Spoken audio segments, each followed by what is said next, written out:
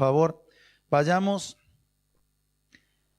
a leer Apocalipsis 3. Vamos a leer del 14 al 22. Vamos a leer del 14 al 22. Pero quiero comenzar de una manera rara. Quiero comenzar leyendo, del 14 al 22 para que usted después lo pueda leer a todo en la casa. Pero quiero citar el texto 22. El texto 22 dice lo siguiente. El que tiene oído, oiga lo que el Espíritu dice a las iglesias. Dios, hablando a las 7 iglesias, les dice una serie de cosas. En esta mañana nosotros vamos a hablar de las 7 a la última de estas iglesias que mencionan el orden bíblico, y señalo este texto 22, donde Dios cierra toda esta serie de cosas que está diciendo, mencionando, el que tiene oído, oiga lo que el Espíritu dice a las iglesias. ¿Y qué es esto del que tiene oído? Esto se refiere no solamente que tengo estas orejas yo, sino que quiere decir que el que tiene voluntad de oír la voz de Dios, el que predispone su ser para oír la voz de Dios, el que se dispone a oír la voz de Dios y que cree que Dios le habla, es el que escucha. Y en esta mañana todos nosotros queremos oír la voz de Dios. Amén. ¿Por qué? Porque no sabemos nosotros en qué periodo de la historia estamos. Dice la palabra de Dios que ni siquiera los ángeles del cielo lo saben, porque a Dios le ha placido que sea así. Pero sí dice que atendamos las señales que hay en el cielo y en la tierra.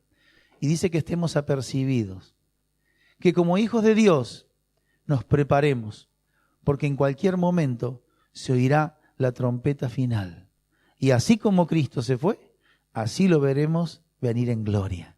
Y a los suyos arrebatará. Y mi hermano, yo me quiero ir con él. ¿Y usted? Entonces todos juntos nos queremos ir con él. Muy bien, como decía una canción ya antigua, ahí viene Cristo, o ya viene Cristo, señales hay, almas salvadas viene a buscar. Amén. Los que durmieron se quedarán, los que velaron se irán con él. Y debe ser que el diablo se conoce esta canción porque ha mandado a la mecedora a varios a través de los tiempos, porque él quiere destruir esa buena obra. Pero bien, el que tiene oído, oiga lo que el Espíritu dice a las iglesias. Muy bien. Entonces, vamos ahora al texto 14 y dice así: y escribe al ángel de la iglesia en la Odisea, he aquí el amén, el testigo, el fiel y verdadero, el principio de la creación de Dios, dice esto. Esta presentación es para hablar de Cristo Jesús. ¿Sí? El testigo fiel, el verdadero, dice esto. ¿Qué es lo que dice? Yo conozco tus obras, que ni eres ni frío ni caliente. Ojalá fueses frío o caliente. Yo conozco tus obras, que ni eres ni frío ni caliente. Ojalá fueres frío o caliente. Cuando usted en la tarde, si quiere, o cuando pueda hacerlo, lea el mensaje al resto de las iglesias, a las 6, va a encontrar que en todos ellos encuentra la misma escritura, que es: yo conozco tus obras. Dios todo lo sabe. Nada escapa a su conocimiento. Todo, absolutamente todo es conocido por Dios. Le dice a esta última iglesia, a la que marca el tiempo final, previo a su venida. Por eso es importante estar en comunión con Dios, saber discernir los tiempos y no quedarnos en aquellas pequeñas cosas que son pensamientos como estos. Bueno, será predicado el evangelio a toda criatura y entonces vendrá el fin. Y según las estadísticas, si bien es cierto se ha predicado en muchos lugares, todavía hay gente que no conoce de Cristo Jesús. Entonces dice, me tomo un respiro y todavía falta. Y ya me entro a buscar un texto bíblico y la tengo por tardanza. Pero de pronto el Espíritu me dice, pero que no sea como eso que tiene la venida de Cristo por tardanza, y ahí me callo la boca, me pongo a pensar en otra cosa y sigo adelante. No, no es así. Dios quiere que nosotros, como hijos de Dios, entendamos lo que Dios nos dice, que seamos sabios, que seamos obedientes a Él y que hagamos las cosas que Él nos ha mandado. Bien, entonces dijimos, yo conozco tus obras. Y al conocer las obras, aquí se refiere que no es ni frío ni caliente. Y después le dice, ojalá fuese frío o caliente, porque al menos te habrías definido. Por cuanto eres tibio y no frío ni caliente, por cuanto eres tibio, te vomitaré de mi boca. Y esto es duro. Por cuanto eres tibio, te vomitaré de mi boca. Ahora, ¿qué quiere decir esto? Cuando nosotros comenzamos nuestra vida cristiana, la comenzamos porque hubo un llamado. Porque alguien nos dijo que en Cristo Jesús había un Salvador. ¿Y cómo se constituyó Él en nuestro Salvador? Por lo que Él hizo en la cruz del Calvario. ¿Qué hizo Jesús en la cruz del Calvario? Pagó el precio de nuestra redención. Y nosotros fuimos alcanzados por la misericordia de Dios y nos resplandeció la luz del Evangelio porque alguien nos predicó. Y le creímos a Dios, le recibimos como nuestro Dios, ¿verdad? Jesús pasó a ser nuestro Señor y fuimos incorporados al pueblo de Dios, al cuerpo de Cristo, a la iglesia. Y siendo ya incorporados dentro de la iglesia, empezamos una vida nueva, porque las cosas viejas pasaron. Dios las hizo toda nueva y nosotros somos nueva creación, así dice la palabra de Dios. Y aunque nosotros nos veamos en el espejo y digamos, ¿cómo puedo ser nueva creación? Como Nicodemo que decía, pero ¿cómo es esto? ¿Tengo que entrar de nuevo al vientre de mi madre? Aunque usted haya conocido a Dios pelado, canoso, diferente a cuando era niño, usted es una nueva creación en Cristo Jesús. ¿Amén? Por lo tanto, al ser un hijo de Dios, está inserto en ese pueblo de Abraham que recibió la promesa por la obra de Cristo Jesús. Por lo tanto, usted es heredero también. ¿Amén? Y coheredero con Cristo Jesús. Teniendo todas estas cosas, debiera nuestra vida ser un canto a esa vida que Dios nos dio. Una vida de alegría, de gozo, de servir a Dios. Y habrá momentos difíciles, claro que sí. Jesús dijo, queridos, en el mundo ustedes van a tener aflicción. Pero confíen, porque yo he vencido, dice el Señor. De manera que Dios se encargará, como también lo dice Apocalipsis, de enjugar o de secar toda lágrima. Porque, hermanos, también dice el Señor, bienaventurados los que lloran. Así que sí que lloramos. Hay momentos que nuestro peregrinar hacia la Canaán celestial, vamos a pasar momentos difíciles, pero sabemos que Dios es fiel, que cumple su palabra y debemos animarnos. Porque, hermanos amados, nosotros cada día tenemos que pelear una batalla. Tenemos que ejercitar nuestra fe. Por eso es tan importante. Tenemos que estar tomados de la mano de Dios. Porque vendrán a nuestro lado 1000 y 10.000, pero a nosotros, si somos fieles, no nos tocarán. Ahora, ¿cuántos de nosotros tenemos problemas? Muchos de nosotros. Y cuando se pone difícil la cosa, ¿descubrió alguna vez como que tambalea en la fe? ¿Descubrió alguna vez? Bueno, no me conteste a mí si descubrió alguna vez, pero piense en cuántas veces dijo, ay, Dios mío.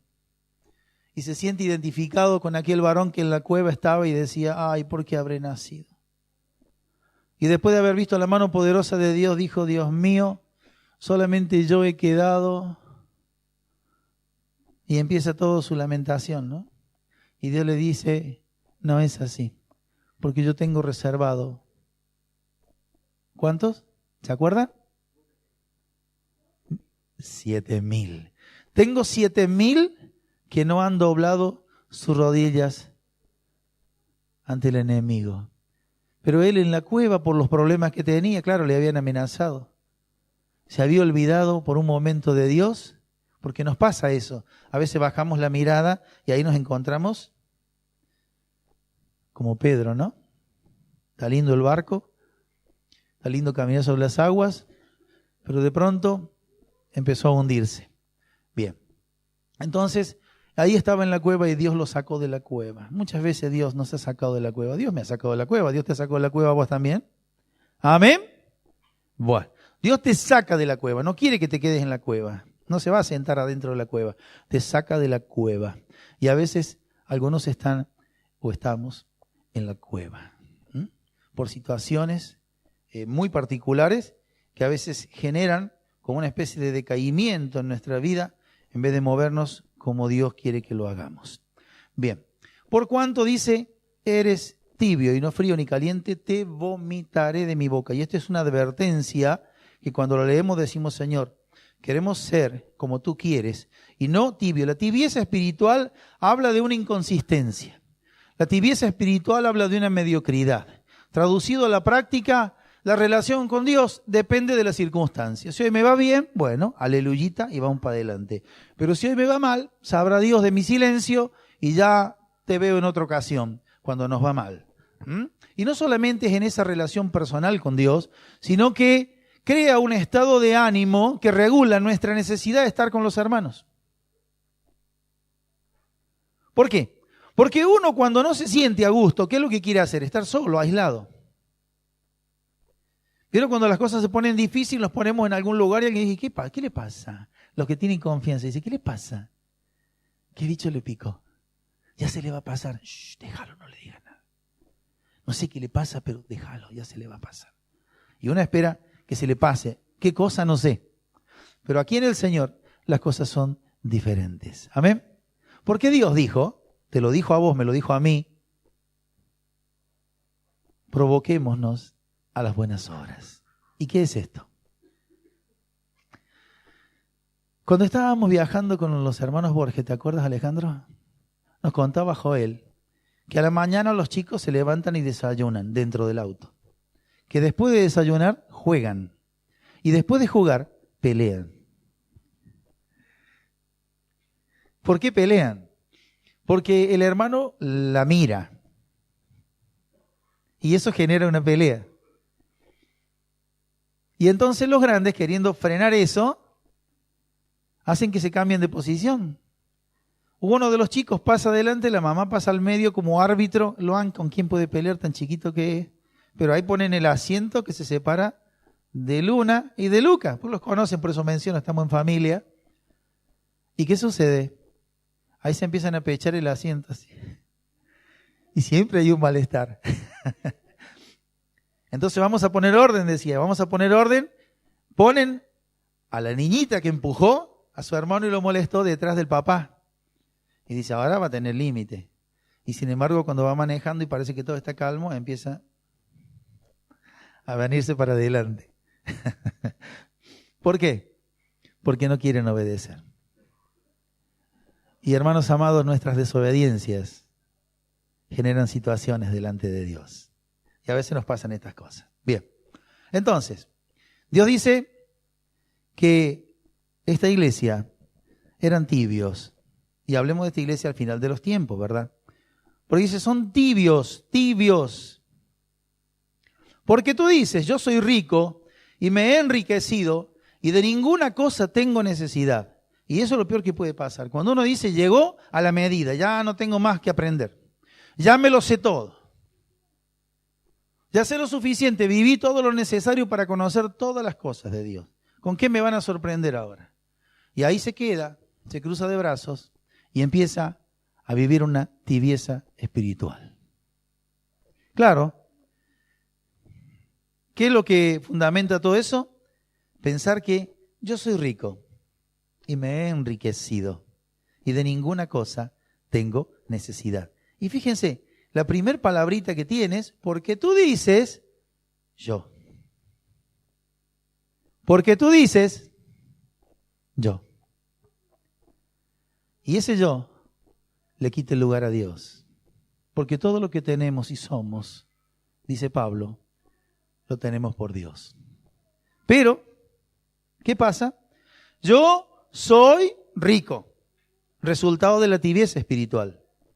Me he enriquecido y también tiene asumido lo que acaba de decir, que ahora remata diciendo, y de ninguna cosa tengo necesidad.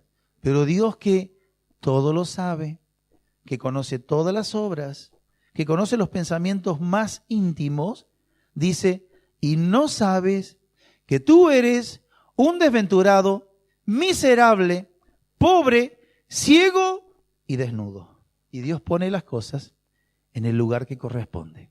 De manera que habiendo comenzado bien,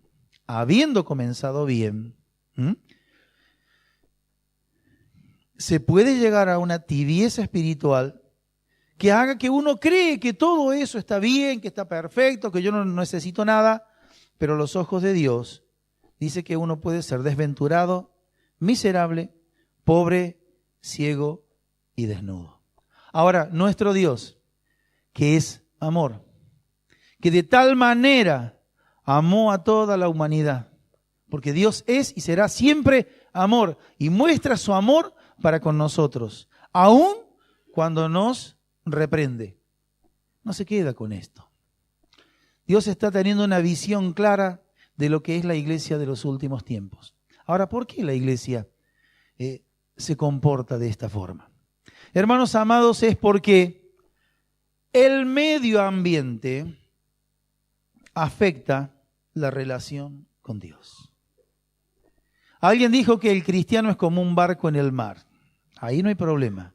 El problema es cuando el mar se va dentro del barco. ¿Qué pasa con el barco? Se va a pique. Entonces, en el mundo estamos, dice Jesús, pero al mundo no pertenecemos. En el mundo estamos, pero al mundo no pertenecemos. Dice la palabra de Dios que nuestra ciudadanía está en el cielo. ¿Y para qué estamos acá? Para cumplir un propósito con una misión. ¿Cuál es nuestra misión? Mientras que damos gloria a Dios, exaltamos su nombre y con Él hacemos lo que nos manda hacer, tenemos que, Mateo 28, 19, 20, tenemos que ir y hacer discípulos, predicándole a todas las personas, y no solamente hacer los discípulos, sino que hay que enseñarle todas las cosas que nos ha mandado. Y hermanos, esto en la realidad significa que todos debiéramos estar haciendo discípulos. Todos debiéramos estar enseñando las cosas que Dios nos ha mandado.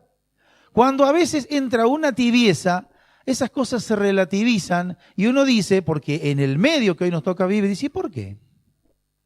¿Y por qué tiene que ser así? ¿Y por qué? Y cada y por qué tiene un justificativo bíblico. ¿Y por qué? Después de todo, ¿por qué tengo que ir a predicar? Si ya está predestinado desde antes de la fundación del mundo los que van a ser salvos. Es un texto que se puede usar como pretexto. Pero algunos de nosotros, al menos yo no lo tengo, ¿Dios me dio una lista con los que no se van a salvar? No. Me dijo, anda y hacé discípulos. Predica a tiempo, fuera de tiempo, y si es necesario, fuérzalos a entrar. En ningún lado yo tengo una lista que Dios me haya dicho, este no. Solo me dice que se pierde el hijo de perdición, pero no me dice el nombre, ni dónde está, ni cómo es. Sí me manda a predicar. Amén. Pero por cosas, por circunstancias, fíjense qué hacemos. Nosotros oramos y le decimos a Dios. ¿Qué le decimos? Inspirado por textos bíblicos, acomodado a nuestro antojo, le decimos, Señor, manda a la gente, manda a la gente, manda a la gente, ¿o no? ¿O no nos pasa eso? ¿Por qué están tan en silencio? Bueno. Es maravilloso Dios y siempre muestra su misericordia. Decía recién que cuando Elías se fue a la cueva, se metió en la cueva y ahí se quería morir. No quería salir de la cueva. porque las palabras de esa mujer que había amenazado quitarle la vida tenían tanto peso sobre él que por un momento se olvidó de todo lo que Dios había hecho con él en ese momento. Y ahí estaba en la cueva. Y hermanos, Dios siempre va a nuestra búsqueda. Ahí fue Dios a sacarlo de la cueva. ¿Cuántas veces Dios me fue a sacar de la cueva? ¿Cuántas veces Dios te fue a sacar de la cueva? Y a veces, sin darnos cuenta, por estar como esta gente, me he enriquecido, no tengo ninguna necesidad. Así que el que esté llamando a la puerta de la cueva, retírese, sin saber que es Dios. Y Dios te dice, no es lo que te crees, es lo que estoy viendo. Y Dios, que marca la diferencia, no te deja con su diagnóstico que es verdad y se va a hacer las cosas de Dios con los que quieren obedecerle. Dios muestra su amor y su misericordia. Y hermanos, parece que Dios elige mal, no. Dice Dios que Él eligió lo vil, lo más bajo en la tierra, ¿para qué? ¿Para qué? Para avergonzar a los sabios. Y hermanos, el mismo apóstol Pablo dice, yo soy el más pequeño de todos los apóstoles, los discípulos. Y Dios en su misericordia nos alcanzó. Pero veamos esto maravilloso. El texto 18. Por tanto, ahí sí que está bien puesto el yo. Yo te aconsejo de mí que compres oro refinado en fuego. Ahí empieza Dios, que destapa las ollas, que pone en evidencia lo que no está bien, pero que no se queda como un Dios indolente señalando la culpa del culpable sin hacer otra cosa que señalar el mal, sino que empieza a mostrar su amor y su misericordia. Por tanto, yo te aconsejo que de mí compres oro refinado en fuego para que seas rico, y vestiduras blancas para vestirte, y que no se descubra la vergüenza de tu desnudez, y unge tus ojos con colirio para que veas. ¿Amén? Tremendo esto, ¿no? Este no lo tenía en la lista. Cuando dijo, ya me he llenado de todo, lo tengo todo, no me hace falta nada, Dios le dice que de Él, de Dios, por eso Dios es el dador de todas las cosas. No es la habilidad nuestra, ni el programa de la iglesia, ni la capacidad del pastor, ni de lo esto, ni de lo otro. Por tanto, yo te aconsejo, dice Dios, que de mí, que de Él, compremos, adquiramos oro refinado en fuego, para que así podamos ser ricos. Lo primero, entonces, oro refinado en fuego. Lo segundo, vestiduras blancas, para que podamos vestirnos y que no se vea nuestra desnudez. Y lo tercero, que unjas tus ojos con colirio para que puedas ver. ¿Por qué pide esto Dios? ¿Por qué pide esto Dios? El texto que sigue lo declara. Yo reprendo y castigo a todos los que amo. Sé pues celoso y arrepiéntete. Ahí está. Dios lleno de misericordia, de amor y de verdad. Dice que porque Él nos ama, nos reprende, nos castiga. Pero no lo hace porque tiene una mala intención, porque nos ama. Y Dios, fíjense, habiendo puesto en evidencia, habiendo descubierto las cosas como son, no se queda con eso, sino que da la salida.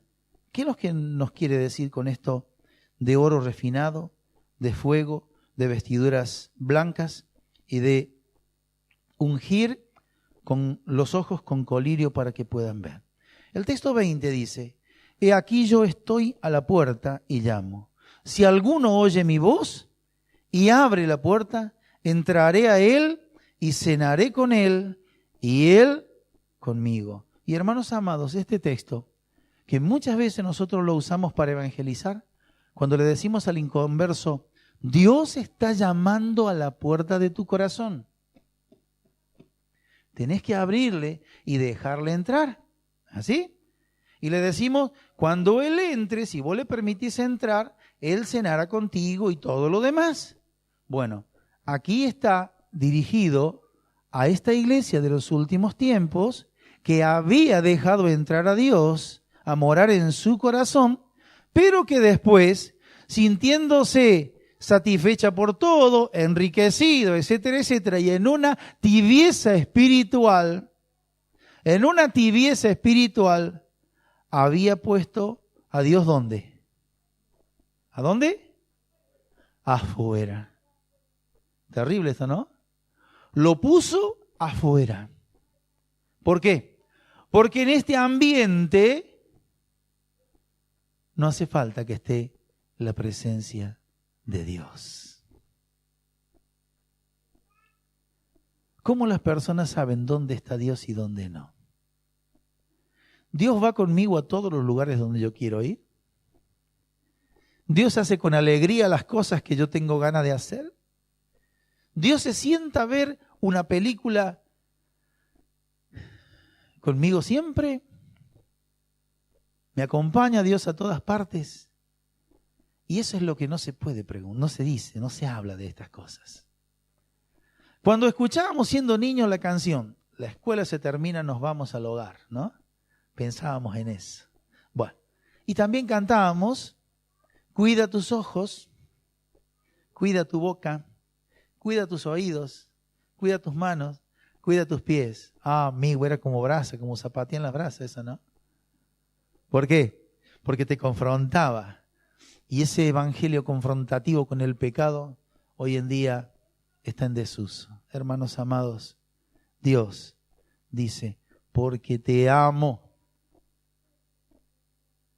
te hago ver los males, para que sean quitados de tu vida. Pero yo no me los puedo quitar. Dios te los quitará cuando dejes que Dios trabaje sobre su vida.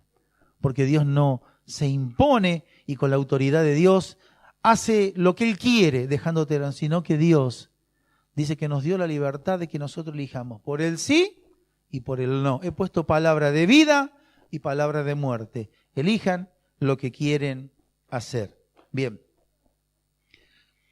He aquí dice, yo estoy a la puerta y llamo, si alguno oye mi voz y abre la puerta, entraré a Él y cenaré con Él y Él conmigo. Hermanos, puede ser, puede darse, y aquí en la palabra está, que habiendo comenzado bien, empiece de a poco a torcerse la cosa. Y uno sabe, porque un día le abrió la puerta y le dijo, Señor, déjame solo.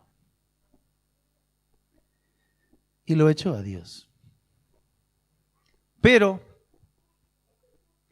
¿Dios dejará de amar por eso? ¿De tener misericordia? Tampoco deja de ser justo. Y solamente porque Él es amor, puede aguantarse en la puerta. Y no solamente se queda en la puerta, sino que cuando sabe lo que pasa al otro lado de la puerta, que hay una tibieza espiritual, ese mismo Dios, que no recibiendo ningún tipo de gloria, es sacado por la tibieza espiritual que se instaló en el corazón del que lo sacó, ¿qué hace Él? Llama.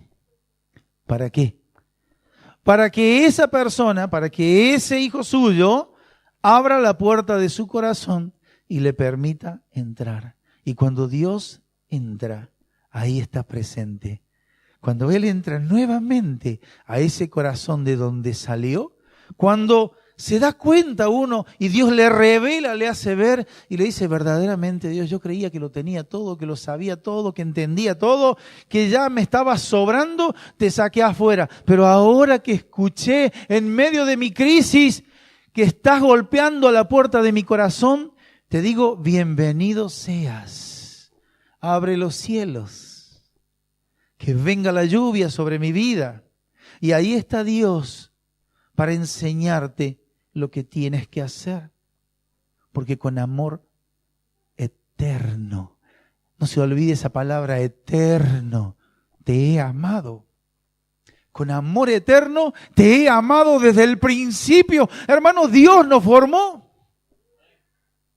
¿Cómo que no nos conoce? Tan importante para Él somos, Él nos formó. Cuando ese Dios entra en ese corazón y entiende que hay que comenzar una obra, dice, este pobrecito no sabe ni por dónde va a empezar. Me abrió la puerta porque le insistí, pero es mi hijo. Y ya entré porque lo amo. Y ahí está, cabizbajo, avergonzado, confundido, porque está empezando a darse cuenta, le está cayendo la ficha, Dios está haciéndole entender todas las cosas porque lo ama. Y dice, ¿cómo arreglo todo esto? ¿Cómo lo hago? Y la respuesta de Dios, te aconsejo. No te lo impongo. He entrado a tu casa, me abriste la puerta. Te aconsejo. ¿Qué me vas a aconsejar? Que de mí compres oro refinado en fuego para que seas rico y te saca la venda de los ojos. Vos creías que eras rico, pero no eras rico. Era todo esto que acabamos de leer. Dios lo ve y le dice, yo te voy a dar eso que necesitas. Ahí está. Oro refinado en fuego para que seas rico. Te voy a dar vestiduras blancas para que te vistas porque estás desvestido, porque estás mostrando tu vergüenza, porque aquel que es esclavo del pecado, hermanos, al esclavo antiguamente, para poder ofrecerlo, se lo exhibía desnudo. Era una pasarela. Y el que se interesaba por el esclavo contemplaba su persona y aún se fijaba en los dientes y hacía como si fuera un análisis, como cuando usted, hermana, va a comprar un artículo en el súper, ¿verdad? Y eso era humillante para la persona. Bueno, el diablo cuando esclaviza al que es esclavo del pecado, así lo tiene. Pero dice Dios que Él ofrece oro refinado en fuego y vestiduras blancas para vestirse y que no se descubra la vergüenza de tu desnudez. Miren lo que es Dios, lo que hace Dios. ¿Cómo no amar a Dios? Mire el trato de Dios. ¿Quién puede tratar a una persona así? Nadie. Y por último, y unge tus ojos con colirio para que veas. Para que veas. El colirio, la vestidura, el oro refinado en fuego, solamente te lo puede proveer papá, Dios. No hay quien lo pueda hacer, no lo puedes fabricar vos, no te lo va a dar ninguna institución humana, solamente ¿quién? Dios. Amén, gloria a Dios. Y dice, yo reprendo y castigo a todos los que amo. Sé pues celoso. Cuida tus vestiduras. Cuida ese fuego de Dios, que es esa pasión para servirle, eso que te atrae a Dios. Cuando hay indiferencia, cuando hay apatía, cuando hay un corazón alejado a Dios, cuando hay un corazón que solamente le pide a Dios y le impone condiciones, y se mueve con una soberbia, hermanos, eso es tibieza espiritual. Quien vive así no quiere dar, quiere recibir nada más. Piensa en sí mismo y en lo bueno que lo puede pasar. Pero Dios habla a sus hijos y nos dice que veamos las cosas que debemos ver. Unge tus ojos con colirio para que vea. Muy bien. Al que venciere, le daré que se siente conmigo en mi trono. Amén. Así como yo he vencido y me he sentado con mi Padre en su trono. Díganme una cosa, en algunos hogares todavía se conserva. ¿Quién se sienta en la punta, en la cabecera de la mesa? ¿Quién? Acá hay uno que levanta la mano y dice, ¿quién es? ¿Por qué? Bueno, se siente el papá. Bueno. A algunos se le van los humos y se sientan en lo mismo, en la punta de la mesa, aunque el humo no los deje ver la cara. Bueno.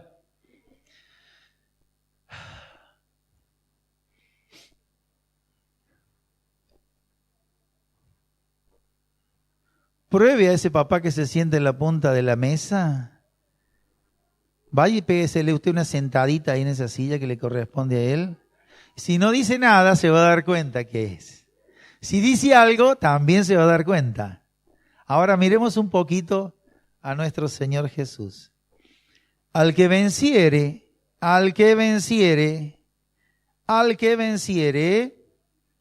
le daré que se siente conmigo, ¿dónde? En mi trono.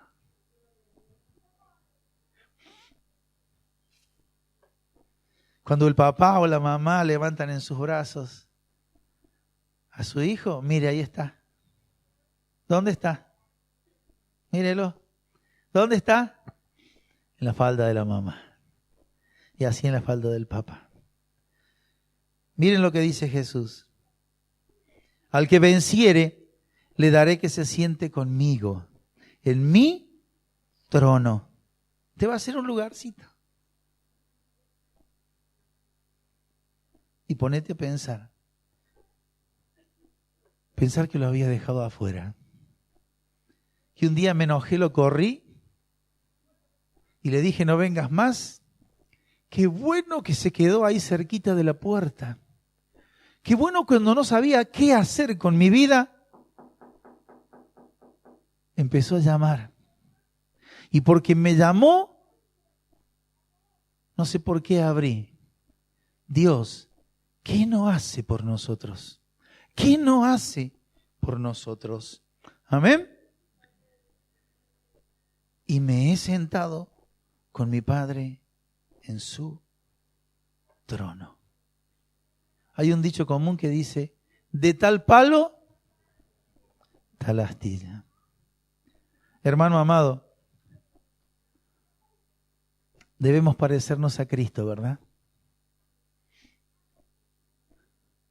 Dios le hace lugar en el trono a Cristo, Cristo nos hace lugar en el trono para Él o de Él a nosotros. Y nosotros cuando cantamos le decimos, ven y toma el trono. ¿Cuál trono? El trono de mi corazón. Y hermano, en ese trono de tu corazón donde se sienta Cristo, se pone feliz. Si a diferencia de los que conté recién que se pelean ahí adentro empujones a través de los asientos, nosotros podemos recibir a un hermano o una hermana con quien compartimos la misma fe y la misma esperanza. ¿Amén? Pero hermanos, hay que comprar el oro refinado en fuego, que es una vida 100% entregada a Dios. Por eso dice Dios, el que tiene oído, oiga lo que el Espíritu dice a las iglesias. No estamos solos, perdidos en este planeta sin saber a dónde vamos. Tampoco Dios no nos dice que hagamos un montón de maniobras extrañas para Él, desconocidas para nosotros, para que podamos conocer su gloria, amarlo a Dios y servirle como Él quiere. Es tan clara su palabra que nos exhorta, nos anima a que nosotros levantemos nuestra mirada y veamos las cosas que tienen que ser vistas como Él quiere. Y que a través de su palabra encontremos la respuesta a muchos interrogantes que tenemos en nuestra vida. Hermanos, si tenemos a Dios, lo tenemos todo. Todo. Absolutamente todo. Lo que necesitamos y aún lo que no sabemos que necesitamos. ¿Por qué entramos o entro en angustia? ¿Por qué? ¿Por qué a veces encuentro límites a un montón de cosas? Porque según mi parecer no va más. Pero Dios no terminó, Él está en acción. Amén. Dice, pero todo eso hay que creerlo. Sí, por eso dice Dios en su palabra, que sin fe es imposible agradar a Dios. Y bueno, pero yo no tengo esa fe. Y si me hace falta fe, ¿qué tengo que hacer para tener fe? Tengo que pedirle a Él, ¿cierto? La fe. Y la fe viene por el oír la palabra de Dios. Y de tanto oír la palabra de Dios, pensar en ella, activarme a ponerla en práctica, la palabra de Dios, empiezo a experimentar la obra de Dios en nuestras vidas. Amén. Entonces que ahí en ese paneo bíblico donde Dios habla a las 7 iglesias, a la iglesia de los tiempos finales, a la iglesia que claudica, que le cuesta mantenerse en la fe, que le cuesta creerle a Dios, que a veces se ve tentada para hacer un montón de cosas raras para que con eso uno cree convencer o manejar la voluntad de Dios. Hermanos amados, es darnos cuenta lo que Dios nos dice en su palabra y dejar entrar a Dios en nuestro corazón. No es lo mismo tenerlo de la puerta afuera, consciente de que un día se la abrimos nosotros y le pedimos que se fuera y despreciamos lo que Él nos dio, a tenerlo dentro, que Él tome el timón de las cosas y que nos diga y haga en nosotros las cosas que necesitamos sean hechas en nuestras vidas. Amén.